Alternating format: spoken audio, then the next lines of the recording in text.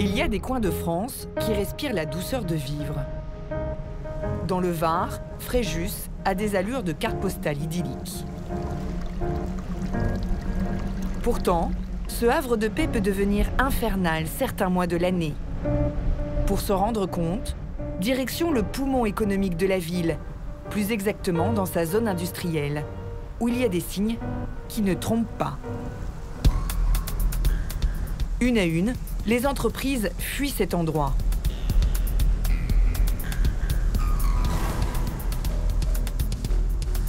Christian Colinelli y est commerçant.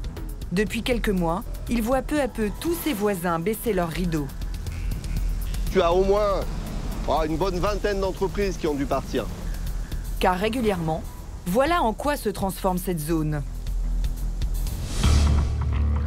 Un lac. Le sentiment de déjà-vu dans cette zone industrielle de la Palude, le poumon économique de Fréjus, comme l'an dernier, est totalement inondé. En 10 ans, 5 inondations, dont 2 en 2014. Une malédiction qui a déjà coûté des millions d'euros et qui met à chaque fois au chômage technique 2000 salariés pendant plusieurs jours. Christian Colinelli, le roi du déguisement, s'est donc transformé en roi de la lutte anti-inondation. Il a acheté ce magasin en 2004, dans cette zone, jusqu'alors sans histoire.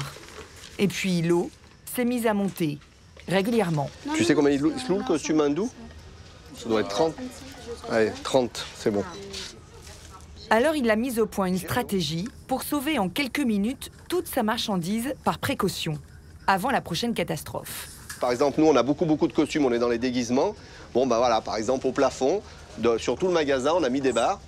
Et ce qui fait qu'avant, on courait comme des dératés dans tout le magasin, on prenait la mezzanine, on montait, machin. Maintenant, on n'a plus qu'à faire ça. Donc, on prend les costumes, hop, on les met là. Et là, ça y est, ils sont en sécurité. C'est comme ça que jusqu'ici, il a réussi à limiter les dégâts quand l'eau monte.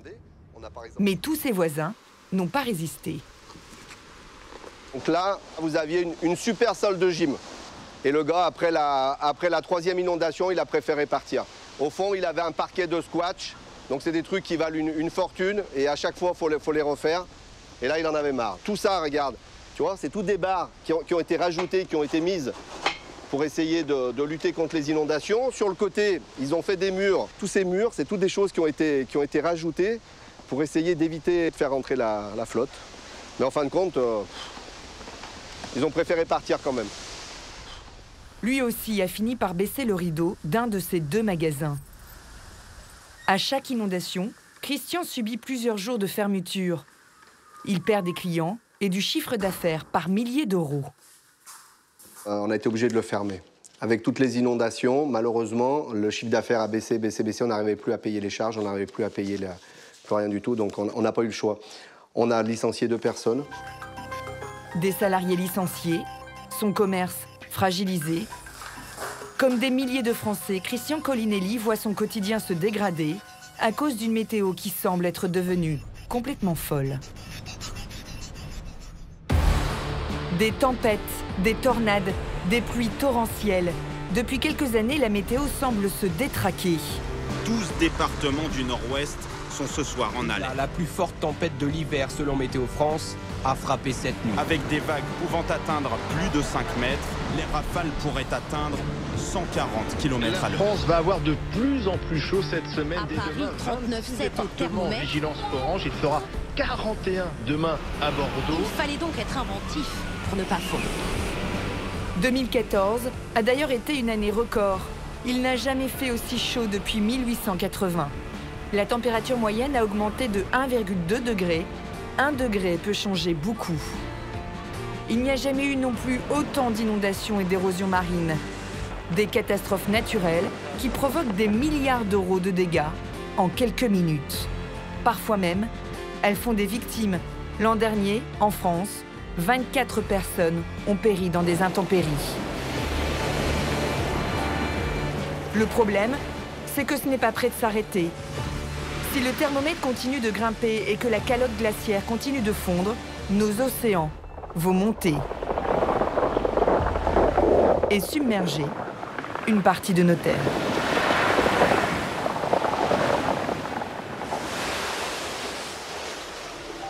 Un Un habitant sur 4 en France vit dans un territoire menacé. Et notre pays connaît déjà ses premiers réfugiés climatiques. Les dés sont jetés, quoi. C'est fini. Sommes-nous vraiment bien protégés contre les catastrophes météorologiques? Jusqu'à quel point les changements climatiques sont-ils en train de bouleverser notre quotidien? Pouvons-nous éviter le pire en changeant nos façons de consommer et nos modes de vie? Enquête sur ce temps qui se détraque et qui met en danger notre sécurité, nos finances et notre avenir.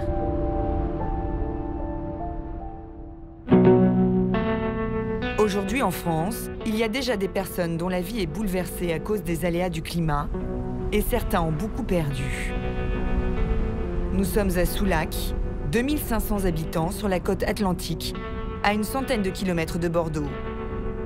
Ici, la mer est une menace réelle et l'exemple le plus frappant, c'est cet immeuble et le sort de ses propriétaires. Comme Roselyne et Jean-José Guichet. Ils n'imaginaient pas devoir un jour faire leur carton. Et ce n'est pas de gaieté de cœur qu'ils s'y mettent. Le couple doit vider son appartement de vacances, un joli 3 pièces avec vue sur mer. 30 ans qu'ils y passent tous leurs étés en famille, mais aujourd'hui, ils sont obligés de partir.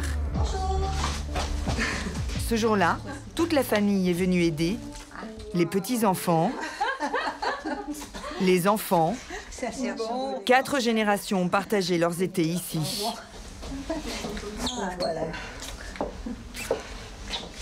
Ça s'en va en principe. Un déménagement dans la précipitation. Ils se sont donné la journée pour vider les lieux. Vite, ils emballent leurs souvenirs de vacances. Alors vous, madame, vous êtes souvent venue ici en vacances, j'imagine? Depuis l'âge de 1 mois. Voilà. Ça vous fait de... Bon, je sais pas ce que ça fait de la peine, ça fait un... C'est ça qu'on va arrêter. Pour moi, c'est une des plus belles côtes qu'on puisse avoir de la côte atlantique, hein, ça. Et elle est ouverte ta voiture du coup? Attends, je te donne la clé. Hein. Voilà. Je te ramène les sièges? Oui, tout est fait, hein, elle est préparée en camionnette. Hein. Et s'ils doivent quitter les lieux, c'est à cause d'une lettre. Il y a quelques semaines, Monsieur Guichet a reçu ce courrier du maire de Soulac. Et il ne leur laisse pas le choix. Madame, monsieur, en application des dispositions de l'article 3. Dans cette lettre, le maire est on ne peut plus clair. Il les invite à quitter les lieux le plus tôt possible, car dans quelques semaines, tous les résidents de l'immeuble recevront un arrêté d'expulsion définitif. Jean-José, là encore en travers de la gorge. C'est concis et sec. Alors les Guichets font leur carton. En quelques heures, le travail est fait. Leur lieu de vacances est redevenu un appartement vide. Dans quelques jours, il leur sera totalement interdit d'accès.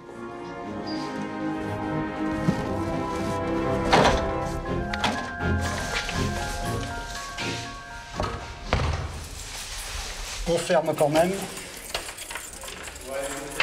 Vous fermez quand même, oui. Ah oui, on va pas laisser tout ouvert, on n'a pas envie que ce soit squatté quand même. Hein. Et voilà, bah, c'est la fin.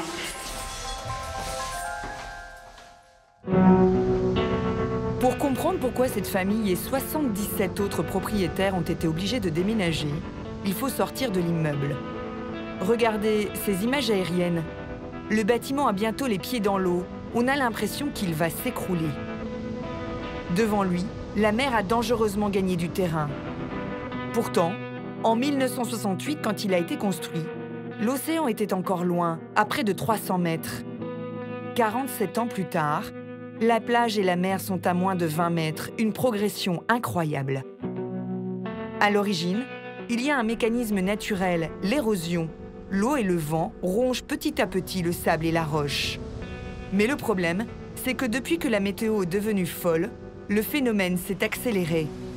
Tempêtes, montée des eaux, tous ces facteurs ont renforcé les attaques des vagues. Aujourd'hui, l'urgence pour des centaines de communes côtières en France, c'est de prendre des mesures pour protéger les villes et les habitants. Car vous allez le voir, dans certaines régions, comme ici en Aquitaine, La situation est déjà critique. Des milliers de personnes sont concernées. Tout l'enjeu, c'est de mesurer à quelle vitesse la mer avance sur la Terre pour préparer l'avenir.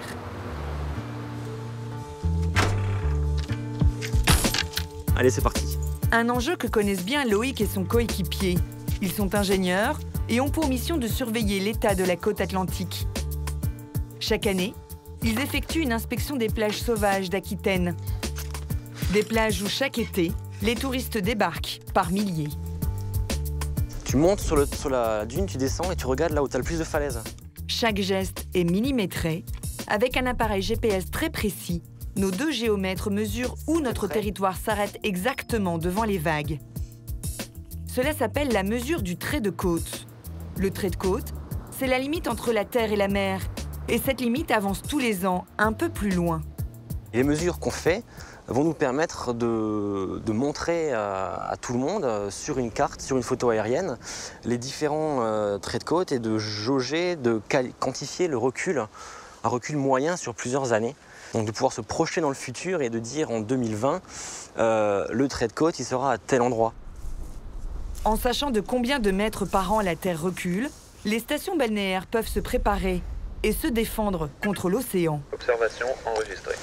Et à chaque fois que Loïc vient prendre des mesures ici, il constate que la mer avance avec une puissance inquiétante. Elle gagne en moyenne 1 à 3 mètres par an sur nos terres, parfois bien plus. En 2014, les tempêtes ont été nombreuses et violentes, l'érosion s'est amplifiée. À certains endroits, l'océan a avalé jusqu'à 25 mètres de terre. En plus des données GPS, Loïc prend des photos pour rendre bien visible cette érosion.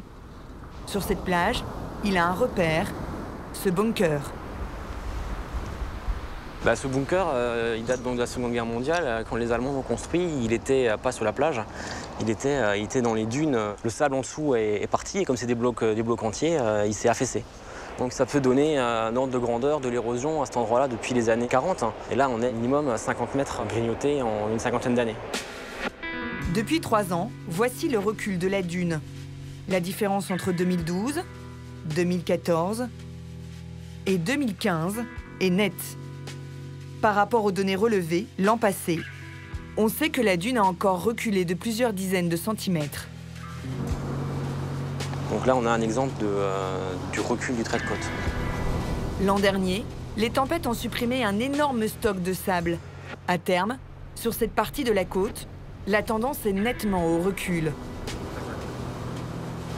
Un phénomène aux conséquences dramatiques, car c'est toute l'économie du tourisme qui est menacée et l'existence même de certaines villes qui est remise en cause.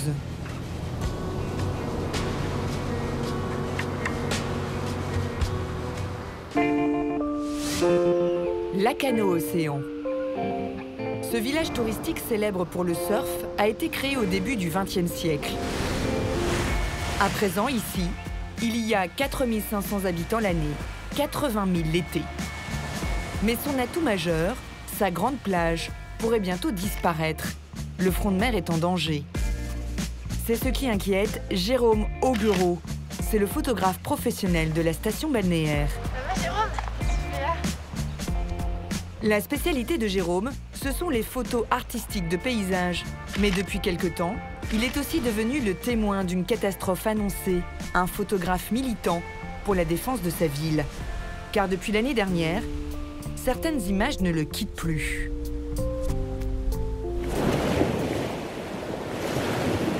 Des images qu'il a tournées lui-même une nuit, il y a 14 mois. La plage disparue au bout de ses escaliers submergés. Il n'avait jamais vu ça.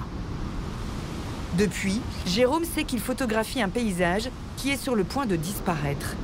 C'est un suivi sur l'évolution du trait de côte. Ces photos qui servent aussi bien de travail pour différents organismes, des images d'archives pour la ville de Lacanau et pour l'histoire de Lacanau. C'est du travail de mémoire en premier lieu que je réalise au quotidien. Son objectif, c'est d'alerter l'opinion publique. Alors il vient tous les jours au même endroit prendre ses photos. Voici ce qu'il a observé il y a quelques mois. Une mer déchaînée qui détruit tout sur son passage.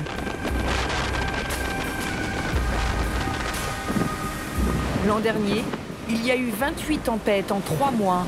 C'est 2 fois plus que la normale. Les effets destructeurs sont visibles à l'œil nu. Et je me souviens, on était ici même et on voyait vague après vague, mais 50 cm de dunes qui partaient, 1 mètre de dunes qui partaient, mais avec une houle phénoménale, du vent, vraiment du vent plein ouest. En prenant ces photos avec un repère précis, ces douches de plage, il obtient un suivi de l'évolution. En 3 mois, la dune a reculé de plus de 15 mètres.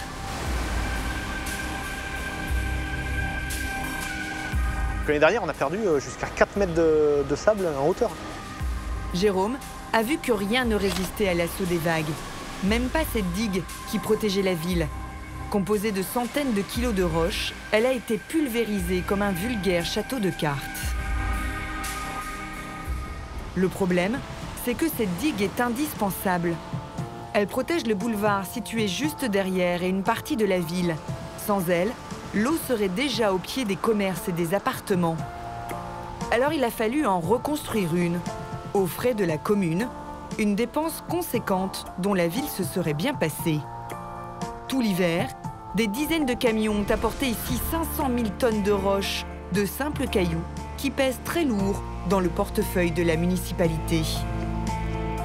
Au final, 2 700 000 €, c'est un tiers du budget annuel. Et ce n'est que le début des dépenses pour la ville et ses habitants, car le problème de l'érosion risque d'empirer. D'après certains ingénieurs, d'ici à 40 ans, la mer pourrait avancer jusqu'à 120 mètres. La digue pourrait être submergée et ces immeubles, ce boulevard si cher aux touristes, seraient directement menacés. 80 commerces et 1200 logements pourraient finir sous les eaux. Alors, Lacano a déjà mis au point des scénarios dignes de films catastrophes. Pour que la ville survive à la montée des eaux, à la mairie, on est déjà en train de réfléchir aux pires hypothèses. Martin Renard travaille sur 2 projets très différents. Le premier, c'est celui-ci, sur ce plan. Cette construction de roches blanches qui entoure le front de mer, c'est une immense digue, 11 mètres de haut, 2 km de long, un mur contre l'Atlantique. La ville serait ainsi protégée, mais regardez bien, quelque chose a disparu. Elle est où la plage là? La plage, elle est sous l'eau.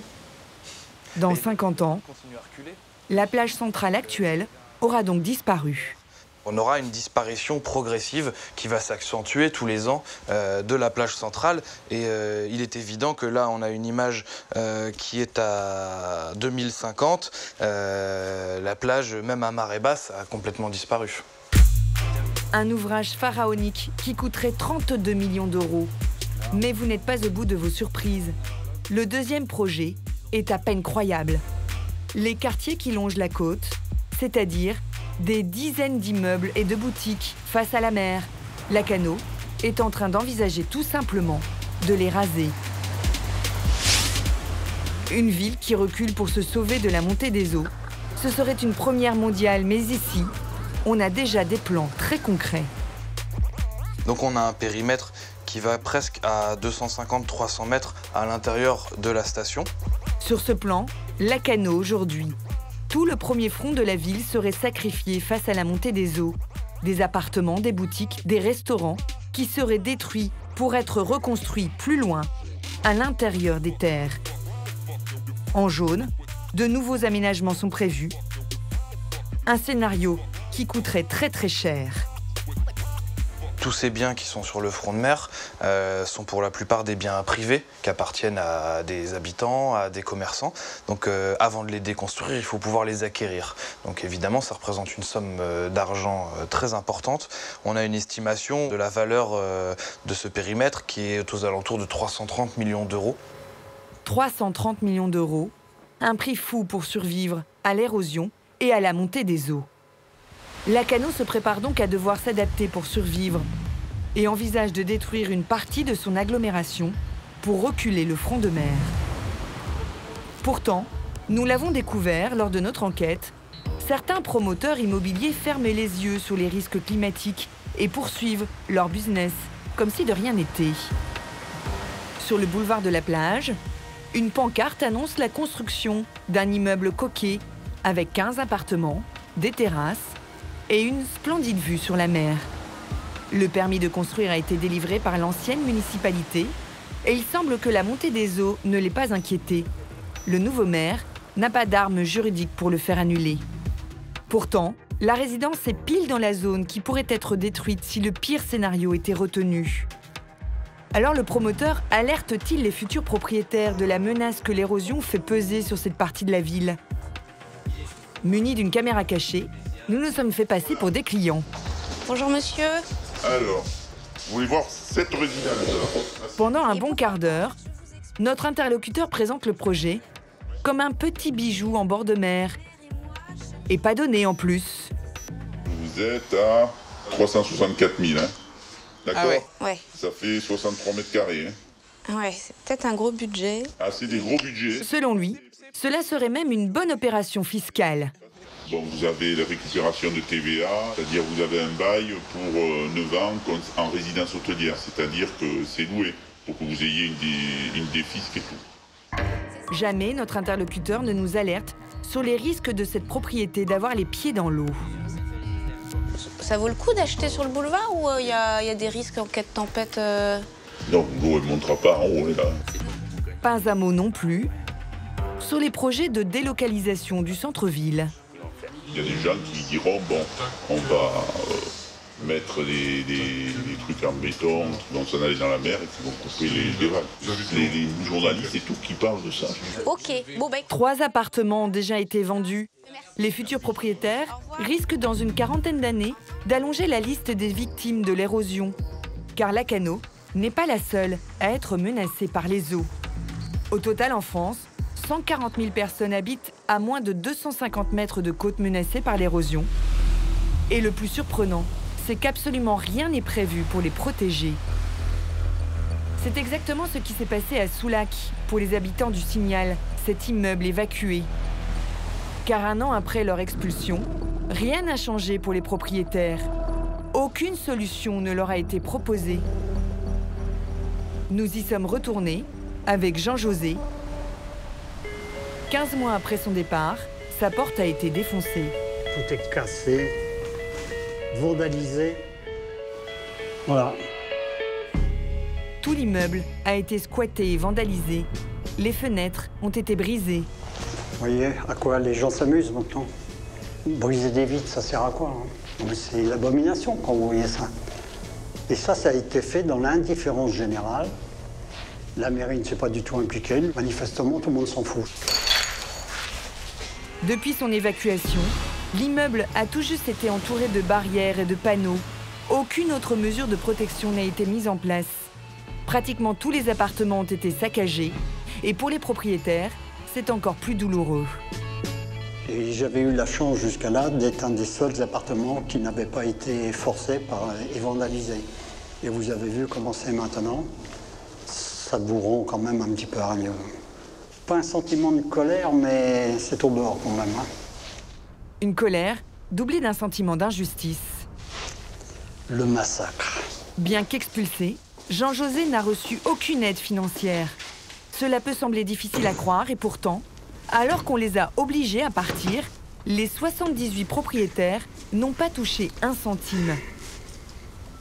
Alors ils se sont lancés dans un combat pour obtenir une indemnisation.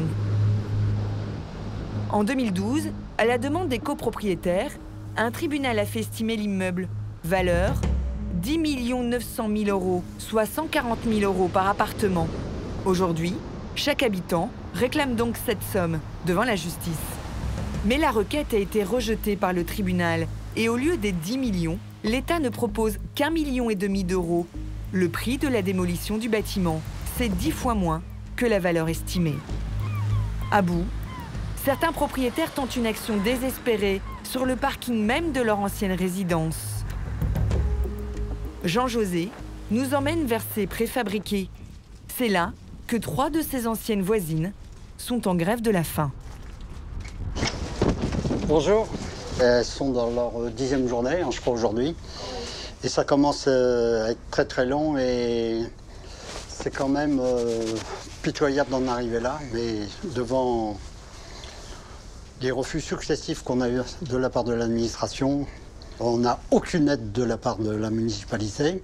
Il faut savoir que c'est nous qui payons les AGECO, c'est écœurant. On est propre, on se lave bien tous les jours. Une solution ultime. Martine, Suzy et Liliane espèrent faire parler de leur cas pour tenter de faire bouger les choses. Les médias locaux et nationaux sont venus nombreux relayer leurs actions et leurs revendications, mais l'État est resté sourd.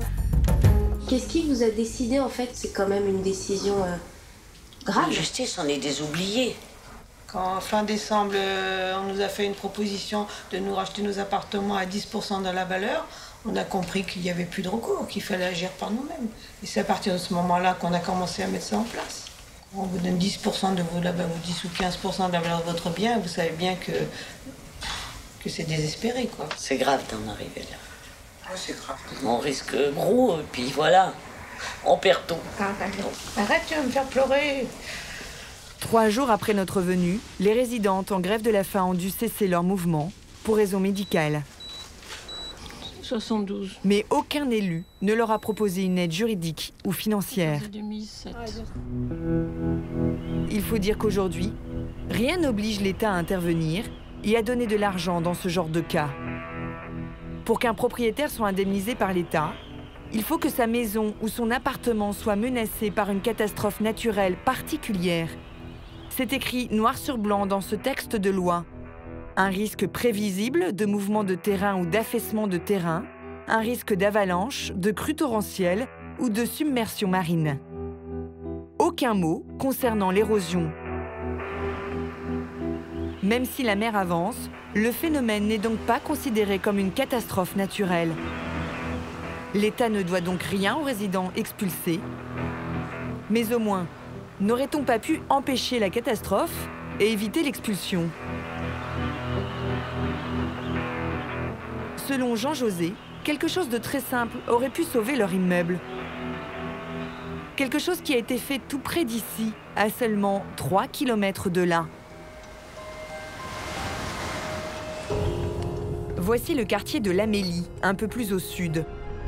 Des habitations, des commerces, un camping et beaucoup d'érosion. Alors ici, la mairie a bâti une digue qu'elle renforce régulièrement pour protéger la zone. Coût, 5 millions d'euros. Mais pas un euro n'a été investi au niveau du signal. Une décision qui forcément soulève un sentiment d'injustice et d'amertume chez Jean-José. Il n'y a pas eu d'égalité de traitement. Pourquoi là-bas, ça nous semble, du point de vue de stratégie, moins important que nous qui sommes dans le cœur de Soulac. On a demandé, voyant l'avancée de la mer, pourquoi rien n'était fait ici et s'il y avait des choses de prévues. Et on nous répondait très régulièrement, on fait des études et on verra. Puis c'est tout, on verra, voilà. Voilà le résultat. La situation a de quoi étonner. Pourquoi dans une même ville, certaines zones bénéficient-elles de travaux de protection contre la mer et pas d'autres? Nous avons posé la question à la municipalité. Un homme connaît par cœur ce dossier, Frédéric Boudot. Il est chargé de la lutte contre l'érosion. Pour lui, la réponse est très simple. La copropriété du Signal, c'est même si c'est 78 copropriétaires, c'est un bâtiment privé. Voilà. Et la loi est claire là-dessus. Dans ce texte de 1807, elle explique que c'est au propriétaire de le faire, pas à l'État. Lorsqu'il s'agira de construire des digues à la mer, la dépense sera supportée par les propriétés protégées. Les propriétaires doivent se faire eux-mêmes leur affaire de la protection de leurs biens, sauf à considérer qu'il y a un intérêt général.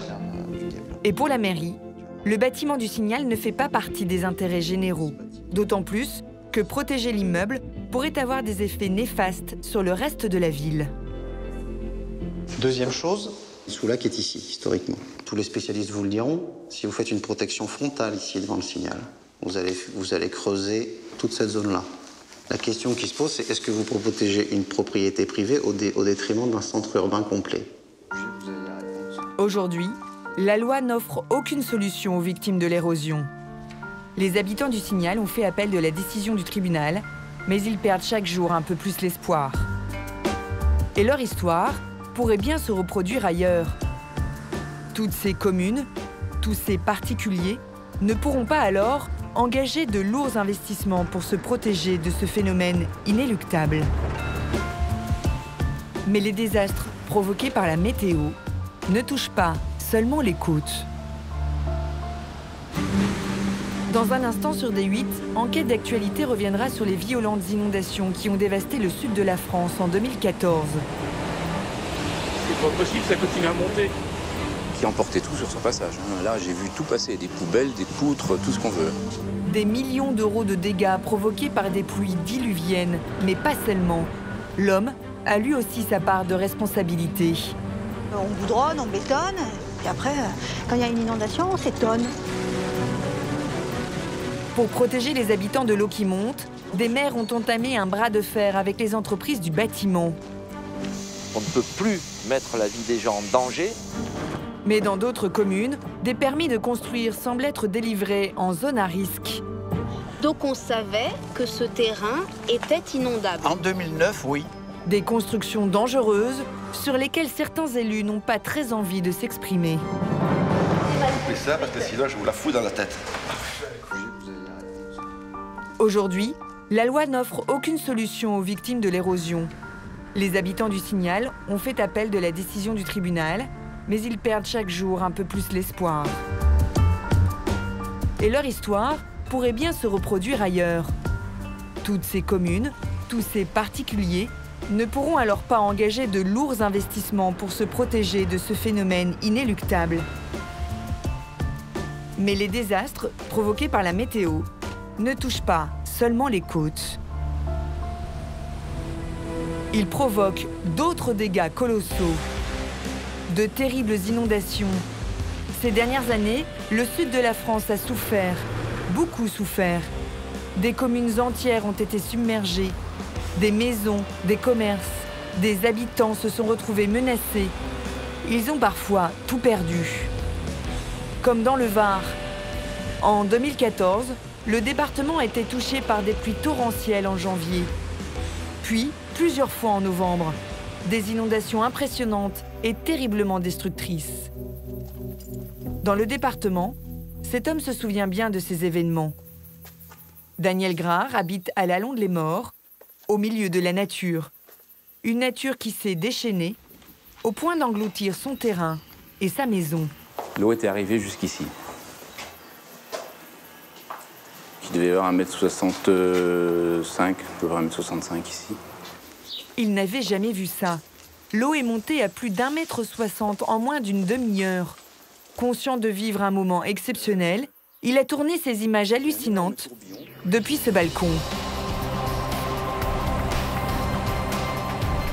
Il emportait tout sur son passage. Là, j'ai vu tout passer, des poubelles, des poutres, tout ce qu'on veut.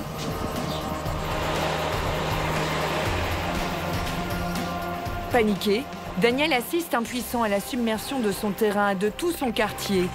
Au loin, on distingue même un mobil-homme emporté par la force du courant.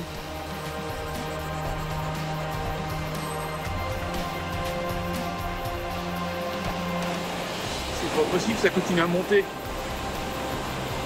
C'est pas possible. Une fois l'eau redescendue, c'est un spectacle d'apocalypse. Il y avait de tout partout.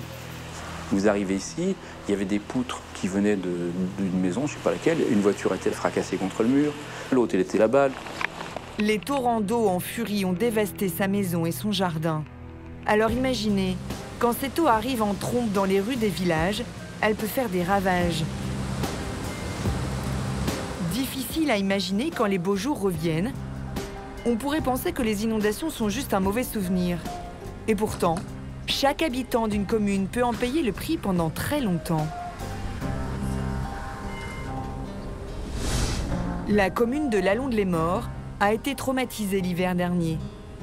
2 inondations en 10 mois et surtout 5 personnes décédées emportées par les eaux. Le quartier de Miramar, près du port, a été un des plus touchés. Un drame qui étonne à peine Josette Faye. Cette Varoise est connue dans le coin. Elle consacre tout son temps à la prévention des inondations. Avec son association, elle mène un combat médiatique pour défendre les sinistrés. Elle cherche à mobiliser de plus en plus de monde possible pour se faire entendre des autorités. Ce matin, elle vient rencontrer Janine, une nouvelle recrue pour l'association. Bonjour Josette. Bonjour Madame Giraud. Que c'est gentil. Alors, vous n'attendiez plus que moi. Tout à fait, tout à fait. Ah, vous êtes en plein travaux. Tout à fait. Eh bien, on recommence. On n'avait pas complètement fini la dernière fois. Eh bien là, c'est reparti, mais bon, ça va beaucoup mieux. Oui. Ça va beaucoup mieux. Janine a subi 2 inondations massives à 10 mois d'intervalle. Elle n'avait jamais connu cela. Et les 2 fois, l'eau est montée très vite. On a eu de l'eau tout de suite aux genoux. Là, on a vu que par la douche, il sortait un geyser de 1 mètre de haut. Donc là, on s'est dit que si les égouts s'y mettent, c'est plus possible. Et là, on s'est dit, il faut fuir, il faut sauver notre peau. On a pris les biens les plus précieux et puis nous sommes partis par le fond. D'accord, donc par Donc, il s'est passé peut-être une demi-heure, 3/4 d'heure et j'avais déjà de l'eau jusque-là. Janine a dû traverser son jardin avec de l'eau jusqu'au cou pour sortir du piège et trouver du secours. Oui, oui, ici. Vous voyez. Et là, pour le coup... Ah oui, là, vous étiez plus bas. Là, pour le coup, j'étais mal. Avec mes sacs en l'air. C'est une voisine habitant au 1er étage qui la récupère in extremis. Voici les images de la même cour, tournée par un voisin. L'eau a atteint des niveaux inimaginables. Un hélicoptère survole la zone pour venir en aide aux victimes. À quelques minutes près, Janine aurait pu ne pas s'en sortir. Toute cette eau provient de 2 rivières en crue, pourtant restées calmes pendant 10 ans. Mais alors pourquoi se sont-elles subitement transformées en torrents, alors qu'auparavant, les pluies ne causaient pas autant de dégâts? Pour Josette, pas de doute, tout cela, c'est la faute des hommes. Elle nous emmène sur les hauteurs de la ville, dans ces collines que vous devinez, là où on trouve les plus belles villas. Des propriétés qui sont apparues au cours des 30 dernières années et qui jouissent d'une vue exceptionnelle. Ici, le cadre est magnifique. Vous dominez toute la plaine qui est à vos pieds, avec une vue féerique sur la mer. Je veux dire, on comprend qu'on est construit à cet endroit-là. C'est tellement beau.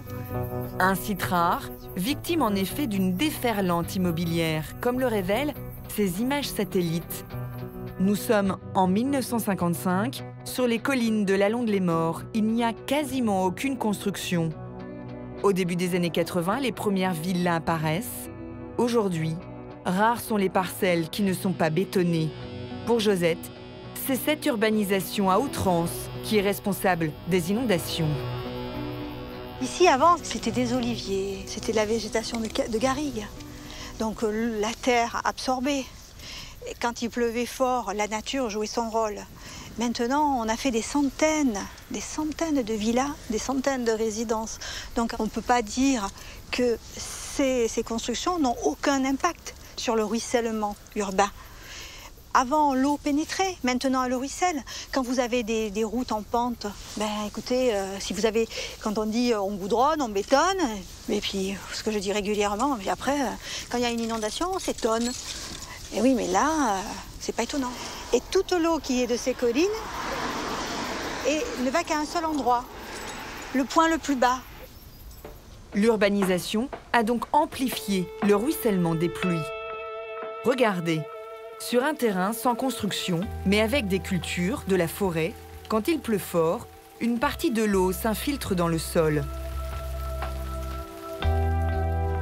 Sur le même territoire, recouvert de maisons et de routes, le béton imperméabilise le sol. Résultat, l'eau reste à la surface, elle monte et fait déborder les cours d'eau.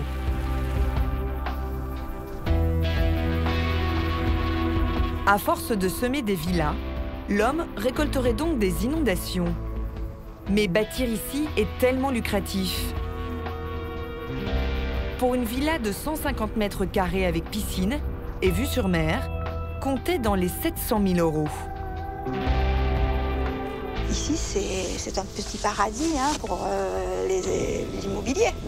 Je veux dire, vendre les terrains ici, ça vaut de l'or. Depuis 40 ans, la population a doublé dans le Var. On est passé de 500 000 à 1 million d'habitants. Pour les accueillir, il a fallu construire. Et aujourd'hui, ce sont tous les Français qui payent la facture de cette urbanisation à outrance. Où les collectivités trouvent l'argent? Grâce à nos impôts. Donc les erreurs qui ont été faites pour que certains puissent s'enrichir sur la vente de terrains immobiliers ou de projets immobiliers, eh bien à l'heure actuelle, ce sont tous les Français qui payent la note tout simplement pour les travaux qui sont à faire. On doit maintenant sortir des centaines, des millions d'euros, je dois dire, au niveau de la prévention des inondations. Donc voilà. Ces factures à payer, certaines villes les connaissent trop bien. Sur la côte méditerranéenne, Hyères, 55 000 habitants, fait partie de ces communes qui doivent beaucoup dépenser. Ici, on a trouvé des solutions pour se protéger, mais vous n'imaginez pas à quel point cela coûte cher. Isabelle Montfort est conseillère municipale déléguée à l'eau et aux inondations. Elle nous conduit dans un quartier résidentiel qui a été particulièrement touché. Là, on arrive dans le quartier de l'Oratoire. Et ce sont les zones les plus menacées en période d'inondation parce qu'elles sont totalement riveraines du Gapot. On va aller voir. Le Gapot, une petite rivière en apparence paisible, mais dont il faut se méfier. Là, il est tout calme, bien sûr. Il nous apporte la fraîcheur, mais en septembre, il se transforme en monstre. Nous étions à Hyères, en janvier dernier. Voici le Gapot au lendemain d'une inondation. En crue, il avait un tout autre aspect. La veille, son eau avait submergé tout le quartier. Elle s'était infiltrée dans les canalisations et avait fait déborder les égouts, à tel point que les habitants avaient dû évacuer. Pour faire en sorte que cela ne se reproduise plus, Isabelle Montfort va devoir sortir son chéquier. D'abord pour payer de nouveaux murets de protection tout le long du lotissement. Mais le plus important se cache sous le bitume. Pour sécuriser ce quartier, il faudra refaire toutes les canalisations souterraines, montant de la facture, 500 000 €. Le problème, c'est que ce n'est pas le seul chantier titanesque que la ville va devoir financer. À quelques kilomètres du Gapot, un autre cours d'eau a lui aussi posé des problèmes lors des dernières crues. Il est monté très haut et puis surtout, il a commencé à attaquer de ce côté la route et de l'autre côté, il y a une ligne à 63 000 volts, la haute tension, qui menaçait aussi d'être endommagée. Résultat, il a fallu refaire et consolider les berges. Coût total, 450 000 €. Et ce n'est toujours pas fini.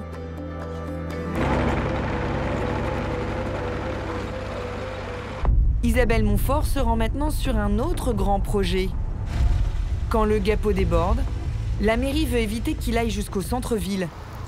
Ils vont donc créer un canal de dérivation pour que le trop-plein d'eau aille se déverser ici, dans ces champs, qui seront transformés en immenses bassins de rétention.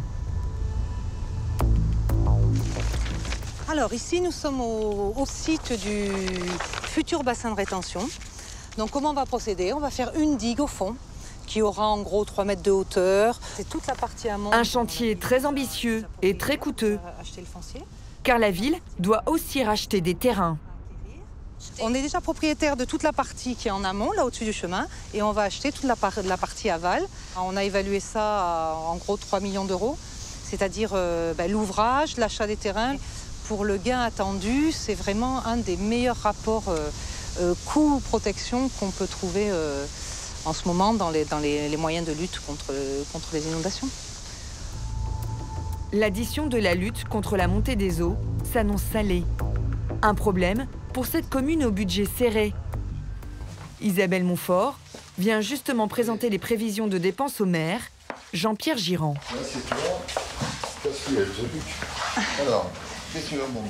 Alors, pour bien reboucler, donc, tous les budgets qui est prévu sur les travaux d'inondation pour 2015, 2,3 millions en tout. Donc, pour 2015, l'hermétisation de l'oratoire, les 500 000. En tout, 2,3 millions d'euros de travaux à financer en 2015, 3 millions d'euros en 2016. De l'argent que la ville n'a pas pour l'instant sur son compte en banque. Où est-ce qu'on trouve cet argent quand on est une commune Écoutez, dans la poche du contribuable, hein. Vous savez, les communes n'ont pas d'autres revenus que cela, sauf les dotations de l'État, mais qui se réduisent d'année en année. Nous allons perdre encore 4 à 5 millions d'euros dans les 2 années à venir de dotations de l'État. Le reste, c'est l'autofinancement, et l'autofinancement ne peut provenir que des seules ressources que nous ayons, les ressources fiscales. Les impôts pourraient donc augmenter. Au final, chaque habitant va devoir payer dans les années qui viennent les travaux pour protéger la ville des inondations.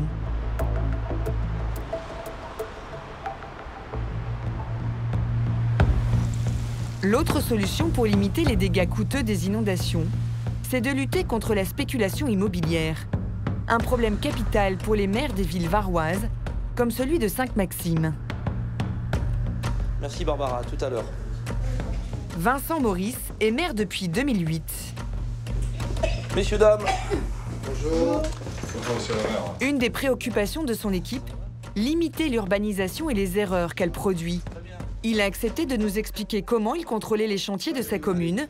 Il utilise un document officiel et réglementaire. On va sortir le plan général du PPRI, Patrice, c'est celui-là. Voilà sur quoi il s'appuie pour prendre chaque décision. Cela s'appelle un plan de prévention des risques inondations, un PPRI en abrégé. Chaque commune doit en avoir un. Il délimite les parcelles où les risques sont importants. Voilà. Vous avez ce qu'on appelle des zones rouges, qui sont ici au centre. Vous en avez ici. Ce sont des zones qui interdisent toute nouvelle construction et toute nouvelle habitation. Parce que le risque est trop fort. Quand la zone est bleue, c'est légèrement inondable. Le risque est moindre, les constructions sont autorisées, mais avec des aménagements particuliers. Et plus vous vous écartez du risque, plus on va rendre possible la construction, mais adaptée. Et après, vous avez les zones... Vincent Maurice est intraitable sur le sujet. Il va même plus loin et impose des règles plus strictes que ce plan, qu'il juge un peu dépassé. Ce plan est sorti en 1999 et nous avons eu de nouvelles inondations à partir de 2009. Et donc nous avons repéré jusqu'où est allée l'eau. Toutes les nouvelles constructions qui nous sont demandées en dehors du PPRI, mais qui sont quand même dans une zone qui a été inondée, on applique, nous, mairie, un principe de précaution. Nous sommes plus prudents que le PPRI actuel. Mais cette prudence a des conséquences pour les promoteurs immobiliers qui ont de nouvelles contraintes. A de suite, Patrice, on se retrouve là-bas, je prends ma voiture. Démonstration en zone bleue, donc inondable. Vincent Maurice y a accepté la construction de 7 immeubles de 3 étages au bout de la rue. Mais avant d'en accorder le permis, il a exigé un aménagement particulier. Bonjour monsieur. On est dans une zone bleue du PPRI, c'est-à-dire qui autorise les constructions, mais avec des prescriptions particulières, notamment de niveau par rapport au niveau 0. Parce que l'eau peut venir ici. L'eau peut venir ici. Le niveau 0, aucune habitation, simplement des véhicules. Regardez, l'immeuble est construit sur pilotis.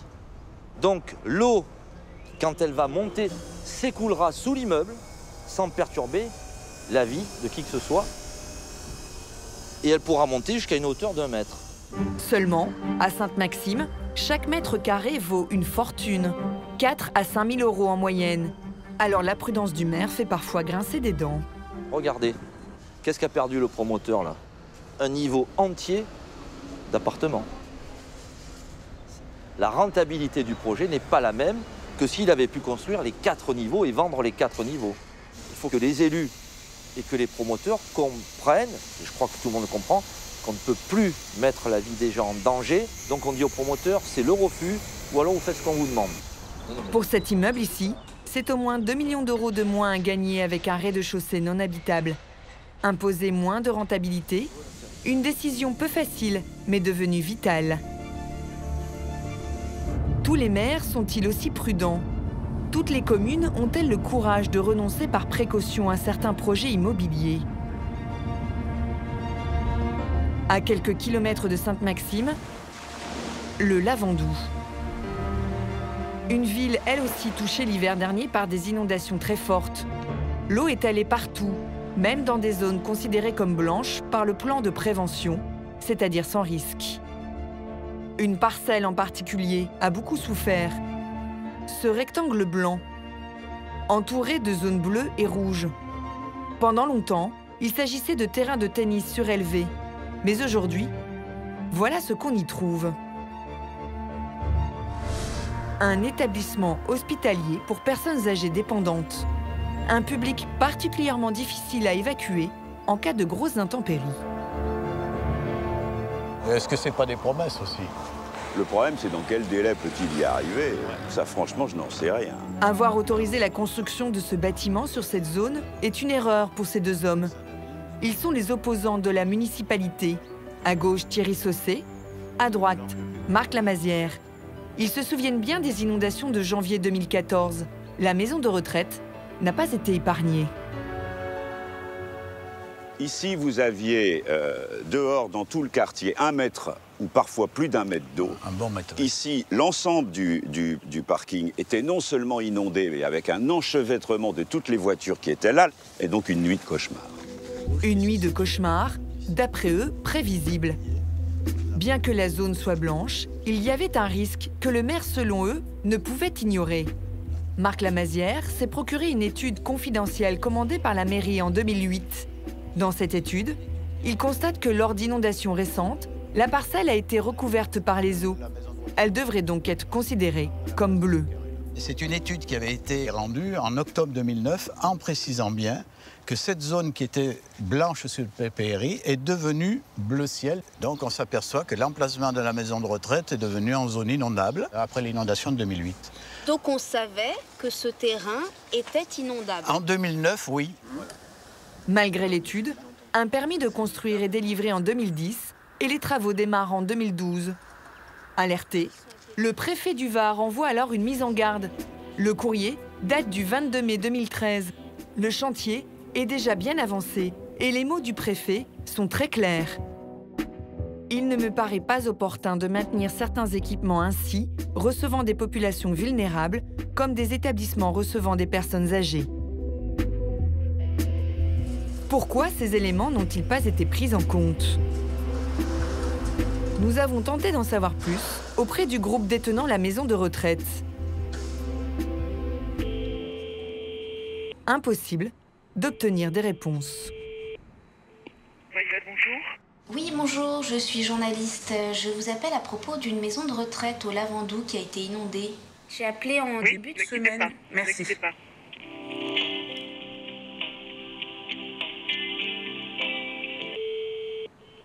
Oui, allô? Oui. Oui, bon, j'ai une réponse à vous communiquer, nous ne souhaitons pas répondre. Donc ils ne veulent pas répondre. C'est la seule réponse que vous pouvez me donner. Ils ne souhaitent pas répondre, voilà. Bon, d'accord. Merci beaucoup. Au revoir. Au revoir. Alors, nous nous sommes tournés du côté de l'hôtel de ville pour poser la question au maire, Gilles Bernardi. Mais c'est un élu particulièrement insaisissable, même sa secrétaire a du mal à le localiser. Je sais pas du tout, mais je sais pas. C'est dans ses habitudes, c'est plutôt comme ça, le matin. D'accord. En général. Est-ce qu'il est parti faire la tournée des plages? Est-ce qu'il avait un rendez-vous en extérieur? Je sais pas. Alors, nous l'avons attendu, et enfin... Monsieur, moi je fais un reportage sur les conséquences des inondations. J'ai pas envie de faire interview là-dessus parce que c'est quelque chose qui est négatif systématiquement. Tout ce qui est inondation, c'est négatif pour ceux qui s'en occupent, pour les communes, parce que nous, on est balnéaire. Il suffit qu'on redise encore 20 fois le Lavandou inondé, le Lavandou inondé. C'est pas très bon. Le mec qui vient en vacances ici, il va être tranquille, quoi, le mec. Hein. Bon, alors vous allez quoi? Leur faire un gros souci? Non. Mais on va pas leur faire faire. Alors moi j'ai un autre sujet. Rassurez-vous, c'est géré. On m'a parlé, attendez monsieur le maire, on m'a parlé d'une maison de retraite qui a été mal Coupez ça parce que sinon je vous la fous dans la tête. Voilà, un de vos opposants m'a parlé d'une maison de retraite. C'est parfait. Vous voulez pas en parler non plus? Il faut écouter, ils font ce qu'ils veulent, moi je fais ce que je veux. Mon boulot je le fais, hein, voilà. J'ai pas besoin qu'on en parle, on le gère le problème. Et si vous montrez que vous faites des travaux, si vous nous dites que cette maison de retraite n'a pas été construite dans un endroit inondable... J'ai pas besoin de faire des salamalek, je vous dis mon boulot, je le fais, point barre, j'ai pas envie de faire déclaration. Merci beaucoup. Silence donc sur ce dossier maison de retraite. Les inondations semblent ici être un sujet tabou. Pourtant, au Lavandou comme partout dans le Var, elles ont bien existé. Elles ont même été classées catastrophes naturelles par l'État. des dizaines de communes, des milliers de particuliers ont été sinistrés. Pour certains, les dégâts ont été tellement importants que leur maison est devenue dangereuse. Des propriétaires se sont retrouvés sans toit.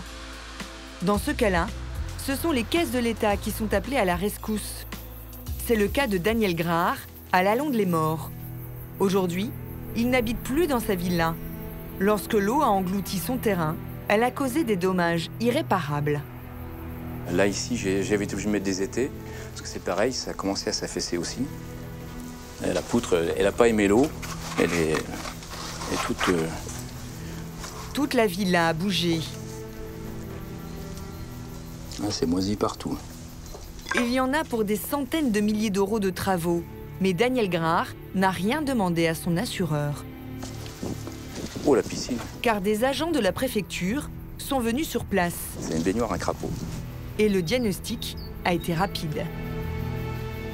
Je sais que c'est une phrase que j'ai entendue de leur bouche, c'est « on ne peut pas laisser ces gens-là ici ». Voilà. Pourquoi ?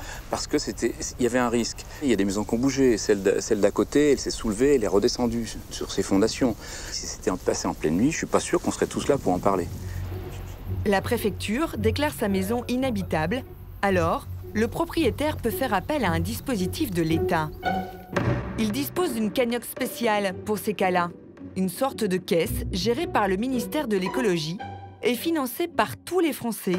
Et oui, une petite partie de vos cotisations d'assurance habitation y est dédiée, 1,4% précisément. C'est avec cet argent que l'État a proposé de racheter la maison de Daniel Grahar. Parce qu'on ne nous a pas mis le couteau sous la gorge. On a dit, voilà, votre maison présente un risque, comme les autres. Est-ce que vous seriez d'accord pour partir en étant indemnisé? Bon, je pense qu'on a tous eu la même réaction dans le quartier. On s'est dit, bon, peut-être, mais on voulait savoir à quel niveau on est indemnisé. Au final, l'État a racheté la villa 700 000 €, un prix qui convenait à Daniel Grahar. Avec cet argent, il s'est d'ailleurs racheté une nouvelle maison, sur les hauteurs cette fois-ci. Dans son quartier, 7 propriétaires ont bénéficié du même dispositif pour un montant total de 4 millions d'euros. Ces cas restent très rares. Moins d'une centaine de personnes bénéficient de ces rachats par l'État chaque année. Ils fonctionnent uniquement en cas de catastrophe naturelle. Ce statut est capital pour les personnes sinistrées. C'est l'État qui le déclare. Un décret officiel qui oblige les assurances à indemniser automatiquement leurs clients. Mais parfois, ce décret n'est pas déclaré. Et là, cela devient alors très compliqué. D'autant plus qu'en 2014, la facture a été très lourde pour les assurances, 2,2 milliards d'euros. Face à ces coûts qui augmentent, les compagnies étudient de près chaque dossier. Dans un instant sur D8, de nombreux assurés qui pensaient être bien protégés contre les intempéries vont nous raconter qu'ils ont été obligés de se battre pour être remboursés. Avec nos regrets, nous clôturons ce sinistre. Bon, ça m'a fait énormément plaisir, bien entendu. Les assurances jouent parfois sur des détails pour ne rien verser à leurs clients. J'ai signé, moi j'ai fait confiance. Comme quoi, il faut toujours lire. Face aux risques climatiques, des inventeurs ont mis au point des solutions pour consommer et vivre autrement. C'est vous qui avez le pouvoir, ça c'est bien. Et de plus en plus de Français ont décidé de les adopter. D'autant plus qu'en 2014, la facture a été très lourde pour les assurances, 2,2 milliards d'euros. Face à ces coûts qui augmentent, les compagnies étudient de près chaque dossier.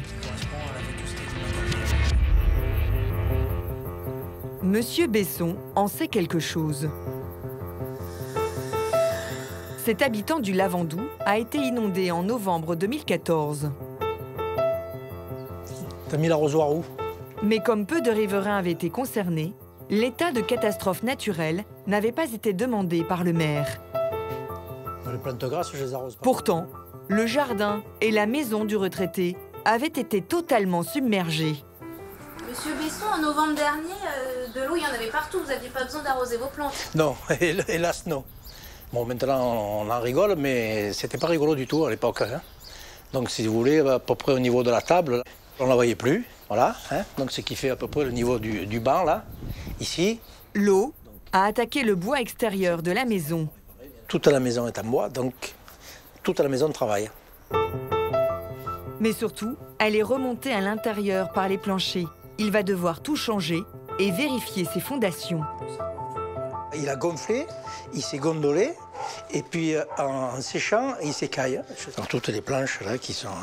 Tout ça craque. Il faut refaire tous les planchers de la maison. C'est-à-dire la salle à manger, le couloir, les 2 chambres, le bureau. Un expert a estimé les travaux à plus de 20 000 €. Monsieur Besson pensait se faire rembourser cette somme sans problème grâce à son contrat habitat dit confort. Il est censé le protéger contre de nombreux risques comme les inondations. Il a même envoyé des photos pour prouver à son assureur l'étendue des dégâts. Donc vous voyez un petit peu par rapport au niveau de la table, comme je vous expliquais tout à l'heure. Lorsque l'eau est redescendue, avec tout ce que ça comporte de boue et de déchets. Alors qu'il attend le feu vert de l'assurance, il reçoit une réponse qui l'étonne. Il n'y a pas de prise en charge possible pour ce dossier. Avec nos regrets, nous clôturons ce sinistre. Bon, ça m'a fait énormément plaisir, bien entendu, quand j'ai reçu ce courrier. Et voilà comment l'assurance justifie sa décision. Elle fait remarquer que l'état de catastrophe naturelle n'a pas été décrété. Dans ce cas, c'est sa garantie inondation qui s'applique. Or, dans son contrat, il y a une petite ligne qui précise que cette garantie inondation ne marche qu'une fois tous les 10 ans. Et comme il a déjà eu un problème 11 mois plus tôt, l'assurance ne le couvre pas. Monsieur Besson a protesté car la précédente inondation avait été classée catastrophe naturelle. Et au bout de 3 longues semaines... Et puis un jour, j'ai reçu un coup de fil. Monsieur Besson, nous avons vu votre dossier, vous aviez raison. Et on va donc vous envoyer un premier chèque d'après le devis de l'expert. Et c'est ce qu'ils ont fait dans les 10 jours qui ont suivi. Mais la prochaine inondation... il faut espérer que ça ne monte pas dans la maison, c'est tout. On n'aura plus que les yeux pour pleurer. Et on n'aura plus que les yeux pour pleurer, c'est tout. Chaque chose à sa place. Batailler pour obtenir ce à quoi on a droit, cela arrive plus souvent qu'on ne le pense. Et parfois, on n'obtient pas gain de cause. Car dans la maison juste à côté, Monsieur Curnillon est toujours en litige avec son assureur. Pourtant, il a la même compagnie et le même contrat que Monsieur Besson.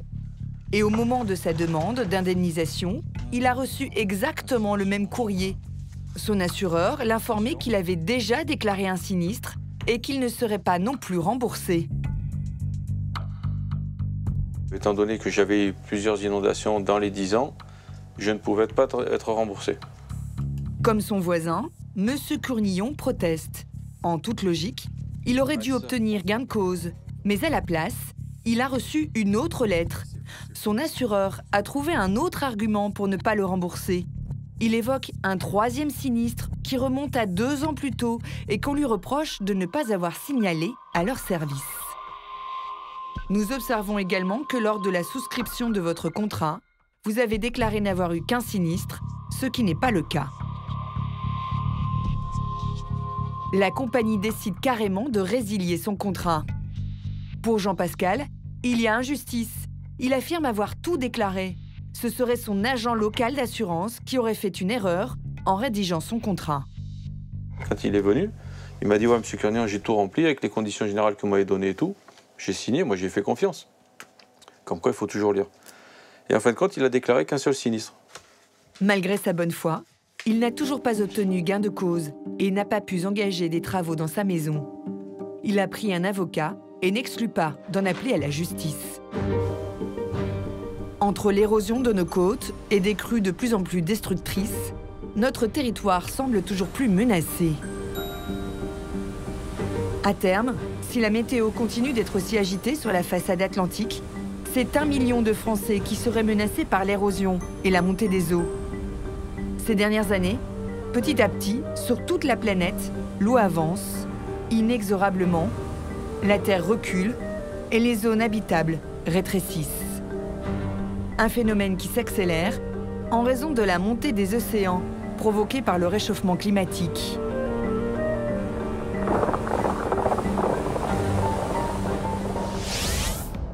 La seule façon d'y remédier, c'est de changer notre mode de vie, car il est extrêmement gourmand en énergie.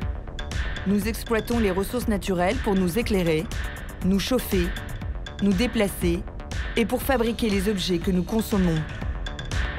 Nous brûlons des quantités énormes d'énergie fossile, pétrole, charbon, gaz.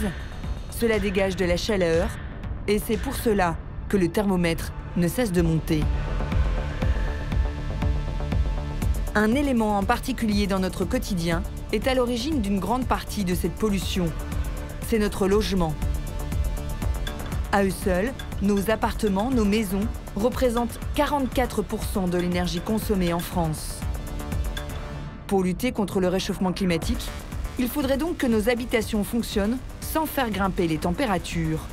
Or, désormais, cela est possible. Il existe de nouvelles façons de s'éclairer et de se chauffer qui s'avèrent à la fois bonnes pour la planète et bonnes pour notre porte-monnaie. Partout en France, de jeunes entrepreneurs l'ont bien compris. Ils inventent des solutions surprenantes qui sont en train de révolutionner le secteur de l'énergie. Une nouvelle bataille commerciale est en train de se jouer, où chacun essaie d'être le premier à conquérir ce marché d'avenir, et certains d'entre eux ont de sacrés arguments pour nous convaincre.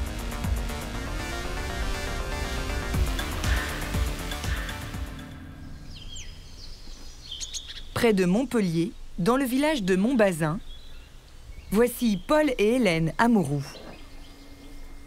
Ça ne se voit peut-être pas, mais ils vivent déjà dans le futur. Ils sont des pionniers des nouvelles énergies. Quand ils se font un café, quand ils allument la télé,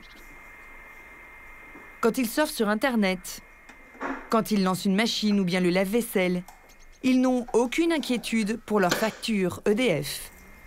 Car dans la remise de la maison, leur compteur électrique tourne, certes, mais d'une drôle de façon. Donc on voit que la flèche indique dans quel sens il devrait tourner.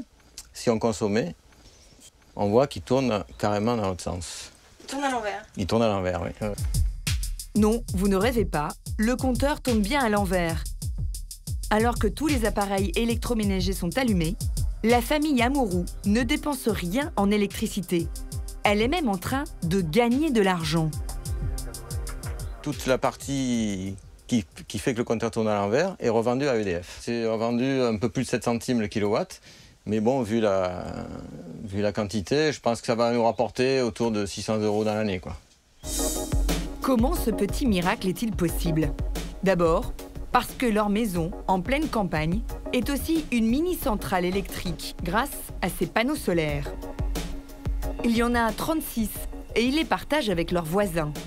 Au départ, cela a coûté 25 000 €, mais aujourd'hui, ils produisent tellement d'électricité que Paul et Hélène peuvent en revendre à EDF. Au vu de l'économie et de la revente, en fait, on pense que ça sera amorti d'ici 9 ans, quoi. Et ce qui permet à ce couple de ne quasiment plus avoir de facture d'électricité, c'est un nouveau système qu'ils ont ajouté à leurs panneaux solaires et qui permet de les utiliser au maximum. Quand Paul a besoin de lancer sa machine à laver, il ne va pas dans sa buanderie, mais devant son ordinateur. Là, un logiciel est connecté à tous ses appareils ménagers. Lave-vaisselle, frigo, chauffe-eau et le lave-linge. Pour démarrer sa machine, il suffit à Paul de cliquer.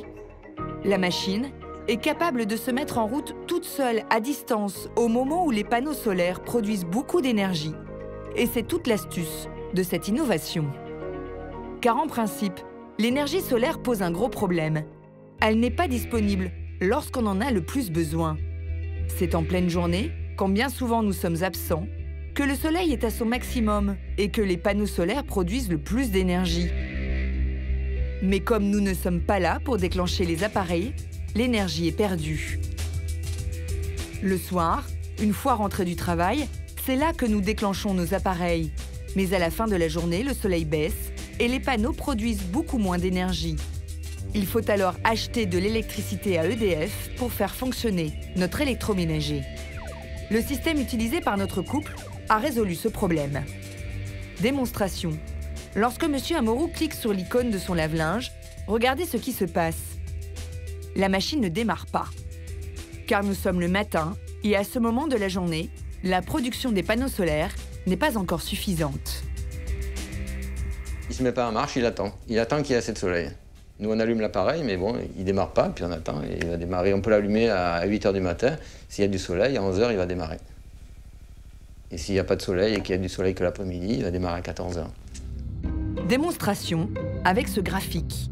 En vert, l'électricité produite par les panneaux solaires. En rouge, la courbe de la consommation de la maison de Paul et Hélène. On voit clairement que les appareils se mettent en marche à partir de 11 h, quand la production d'énergie solaire est à son maximum. Le système est même capable de les lancer non pas en même temps, mais les uns après les autres pour ne pas dépasser la capacité des panneaux. Bien sûr, les amoureux peuvent toujours déclencher leur machine manuellement s'ils en ont besoin, mais avec ce système, les factures du couple ont considérablement fondu. Voilà notre consommation. Voilà ce qu'ils ont consommé entre mars et mai 2014 quand ils n'avaient pas de panneaux. À la même période cette année, on voit clairement qu'ils ont consommé beaucoup moins d'énergie du réseau. Pour la même période, la facture est passée de 507 à 237 €, soit 2 fois moins. Cette utilisation optimisée de leurs panneaux solaires, ils la doivent à un petit boîtier hyper intelligent. Et ce tout petit appareil-là. Il est relié à Internet par une box et par ondes radio à tous les appareils. Voilà, d'une prise comme ça. Grâce à ces prises de couleurs spéciales. Ce petit bijou de technologie facturé 1 500 € aux amoureux a été mis au point par une société française en pleine expansion. Et elle pourrait bien devenir une véritable poule aux œufs d'or. À quelques kilomètres de là, à Montpellier, il y a une sorte de mini Silicon Valley. Nous sommes chez Comwatt, une entreprise qui, en seulement 2 ans, est passée de 2 à 14 salariés. Elle a déjà vendu près d'1 millier de petits boîtiers comme celui-là. Son nom, Lindenbox. Est-ce que vous avez essayé de voir le manuel d'utilisation qui est directement sur le site Comwatt? À l'origine de ce succès, Grégory Lamotte. Cet ingénieur a mis 3 ans pour mettre au point cette petite boîte révolutionnaire qui est assemblée sur place dans des locaux où on commence à être un peu à l'étroit. Donc je vais parler un peu plus doucement. Donc ici, effectivement, c'est la partie où on assemble les box. Donc toutes les box, avant d'être expédiées, elles sont testées pendant 24 heures. À l'intérieur, des composants électroniques comme dans un ordinateur. Leur invention est en perpétuelle évolution. Et l'ingénieur continue de l'améliorer en permanence pour gérer au mieux tous les appareils électriques de la maison. Internet passe par là, effectivement. La box, elle fait son calcul. Elle communique sans fil vers les objets intelligents, qui sont de différentes natures. Et ensuite, l'information repasse par Internet. Et ensuite, la box est capable d'aller agir sur les appareils pour les allumer et les éteindre au bon moment. Ce boîtier, il en a eu l'idée en 2011. Il travaillait alors dans un grand groupe spécialisé dans l'énergie solaire. À cette époque, il réalise que le soleil produit beaucoup quand les gens sont absents de chez eux, c'est-à-dire en pleine journée. Grégory Lamotte propose alors à son employeur de trouver une solution pour utiliser cette énergie perdue. Et donc j'en ai parlé un petit peu, de savoir s'ils étaient intéressés pour travailler là-dessus. Ils m'ont dit oui, super, une super idée, c'est génial, c'est l'avenir, il faut le faire, mais l'an prochain. Et puis après, j'en ai reparlé l'an prochain, ils m'ont dit oui, super, l'an prochain. Alors j'ai dit écoutez, voilà, c'est maintenant, j'ai pas envie de voir passer le train. Donc du coup, j'ai décidé de démissionner et de créer une start-up dans les énergies renouvelables. Pendant des mois, il planche tout seul dans son garage pour mettre au point un système capable de déclencher les appareils à distance. Et début 2014, le petit boîtier est né. L'invention de Grégory remporte rapidement de nombreux prix. Et la petite start-up prend son envol. 500 boîtiers sont vendus dès la première année. Il faut dire qu'à l'époque, elle est la seule entreprise à commercialiser un appareil capable d'améliorer l'utilisation des panneaux solaires. Quand on a commencé à commercialiser, on n'avait pas de concurrents, il y a un an et demi. Et là, on commence à avoir 3-4 concurrents qui commencent à arriver. Pour se protéger des concurrents, Grégory Lamotte et André Jean, son collaborateur, se sont empressés de déposer des brevets. Des dizaines de pages qui décrivent leur invention et qui les protège des copieurs. La présentation des schémas, c'est la règle pour rédiger les brevets et les présenter. Des figures avec ces petits renvois, ces petits chiffres, comme c'était écrit quand tout était fait à la main il y a encore 50 ans. Une précaution qui leur a permis d'avoir pendant longtemps une belle longueur d'avance sur d'éventuels concurrents. Si quelqu'un se met à commercialiser un produit qui utilise la même technologie, on peut effectivement l'attaquer. Par un brevet, vous verrouillez un marché. Et si jamais une autre entreprise souhaitait utiliser la technologie mise au point par Grégory, elle devrait lui payer des royalties. Ici, dans l'armoire, à côté du carnet de chèques. Donc vous voyez bien que c'est le cœur de la société. L'ennui, c'est que très vite, de nombreuses autres sociétés ont senti qu'il y avait là un filon commercial très intéressant. Par exemple, sur Internet, nous avons trouvé un concurrent qui propose quasiment le même type de boîtier connecté à tous les appareils électriques de la maison. La promesse est d'ailleurs la même, optimiser davantage l'autoconsommation. Et en réalité, il existe désormais de nombreuses technologies qui rendent le solaire plus rentable qu'avant. Certaines d'entre elles sont particulièrement ingénieuses. Elles promettent de faire passer la production d'énergie solaire du simple au double. À l'Isle-sur-la-Sorgue, au pied du mont Ventoux, Jean Minet est un installateur de panneaux solaires comblé. Son produit, il y croit tellement qu'il l'a carrément installé chez lui, sur son toit. Vous venez me rejoindre? Ces panneaux nouvelle génération fournissent bien sûr de l'électricité, mais ils possèdent surtout une technologie révolutionnaire qui les rend beaucoup plus rentables pour des particuliers. Ça, c'est notre showroom.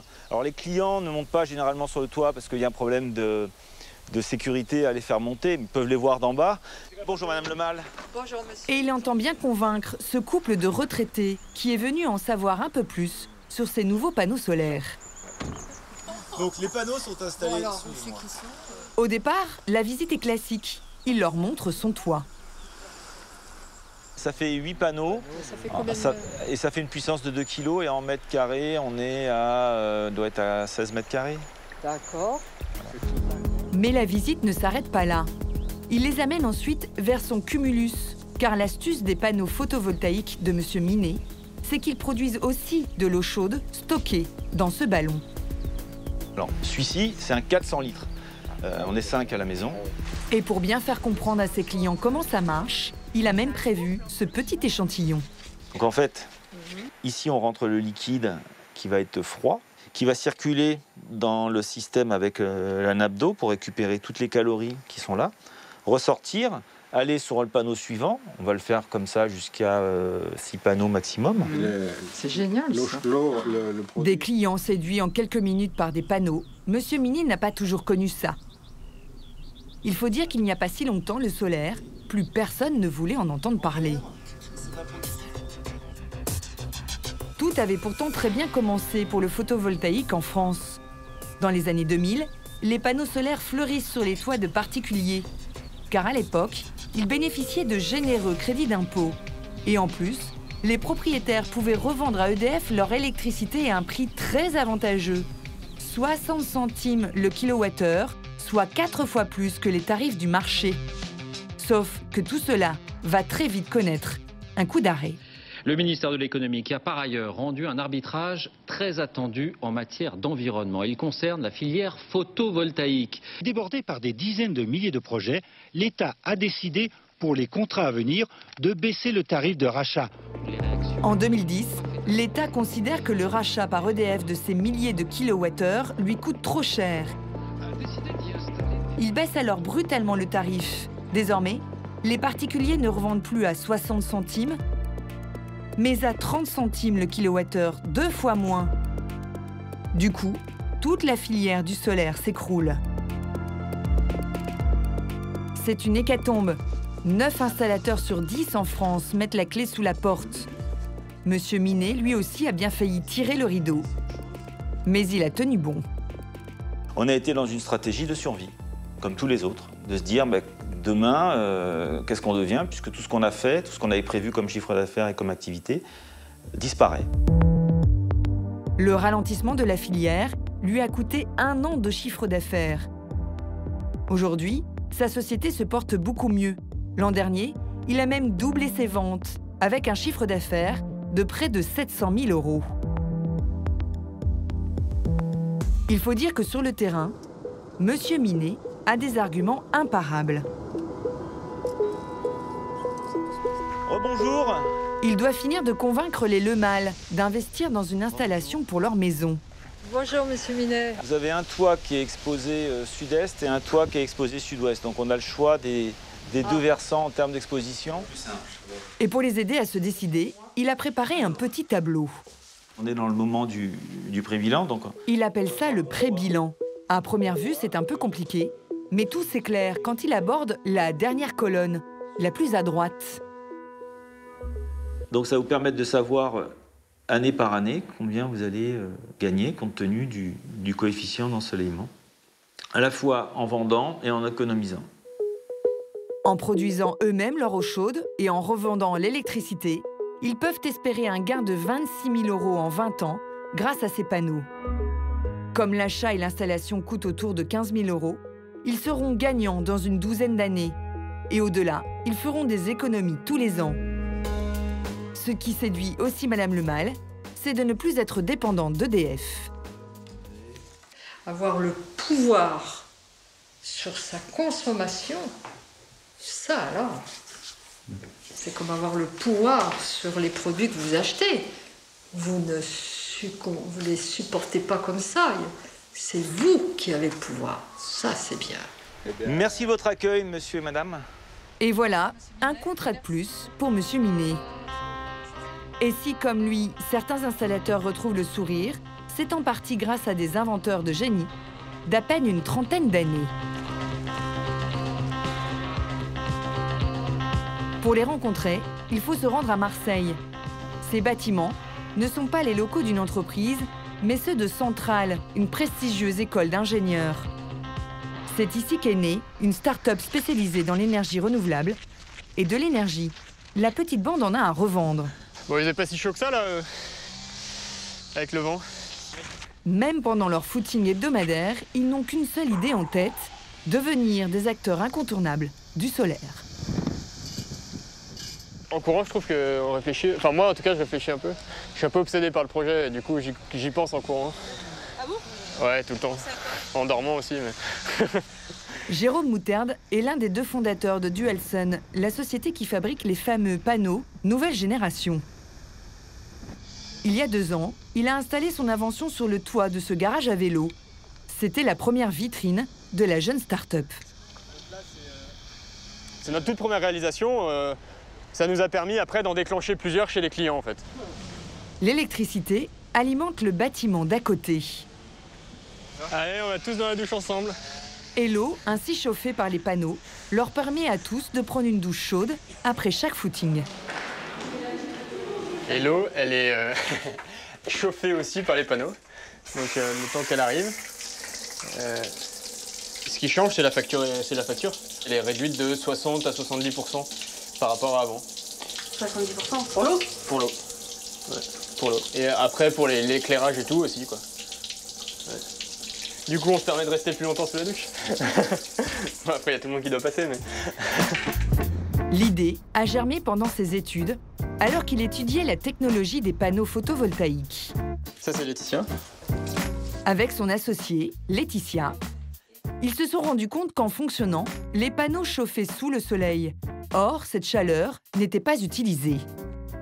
Et du coup, on s'est dit les panneaux solaires photovoltaïques, en fait, ils sont pas du tout optimisés aujourd'hui. Ils produisent de l'électricité, certes, mais on pourrait les booster en récupérant aussi l'énergie thermique, donc la chaleur. Et aujourd'hui, c'est que de la perte. Cette chaleur, elle est utilisée pour chauffer les petits oiseaux. Oui, tout à fait. Donc on s'est dit, autant l'utiliser pour chauffer les douches. Et le concept est né. Et voici un de leurs premiers panneaux. À l'avant, des cellules photovoltaïques classiques. À l'arrière, une plaque d'inox dans laquelle passe l'eau. Cette eau va récupérer la chaleur des panneaux et donc permettre de produire gratuitement de l'eau chaude. Pour en arriver là, il leur a fallu 4 années de recherche et de tests, des mois de travail et de tâtonnement dont ils ont gardé souvenir dans une petite boîte. Ah ouais. Là, on retrouve les tout premiers protos du panneau qu'on a explosé pour tenir en pression.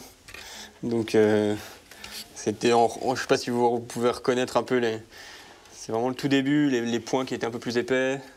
Là, il a explosé celui-là? Ouais, lui, il a explosé. Ça, c'est encore un autre qui explosait, quoi. On avait des raccords en plastique. Une fois mis au point un bon prototype, Jérôme et Laetitia se sont inscrits à tous les concours d'innovation. Et alors qu'ils étaient tout juste sortis de l'école, ils remportent des dizaines de trophées. Et aussi de très gros chèques. Celui-là, c'était quand même vraiment un prix qui nous a permis de passer un cap très important pour la société. Grâce à cela, ils ont enfin pu lancer la production des premiers panneaux et les premiers clients sont arrivés. La presse s'intéresse alors à eux et très vite, un article va s'avérer déterminant. Un de nos préférés, ça a été... donc ça, c'est une revue qui est très connue dans le milieu du bâtiment, Le Moniteur. Dans cette revue, un dossier sur l'énergie solaire où l'invention des jeunes ingénieurs est mise en avant. Un papier qui va attirer l'attention d'un client comme il n'aurait jamais osé en rêver. Je crois que c'est celui-là qui a donné lieu à l'installation Challenger. Challenger, c'est le siège social de Bouygues Construction, l'un des leaders mondiaux des travaux publics. Un bâtiment gigantesque où travaillent 3200 personnes. À cette époque, la société rénove totalement son siège pour le rendre positif en énergie. C'est encore un coup de bol du démarrage, quoi, où en fait le responsable du chantier, qui s'appelle Marc, a appelé un après-midi au bureau, un midi au bureau, je me souviens. C'était un coup de bol qu'on était là, parce que d'habitude c'est l'heure du déjeuner. Il m'a tout de suite parlé de son projet en disant voilà, je suis responsable du bâtiment du siège social de Bouygues Construction et j'ai besoin de panneaux comme les vôtres pour chauffer l'eau de notre restaurant d'entreprise. D'accord. Du coup, au début, je me suis dit bon ça donne de la curiosité, mais bon, c'est intéressant, ça reste Bouygues Construction, c'est des acteurs importants. La jeune équipe se rend alors à un rendez-vous, sans trop y croire.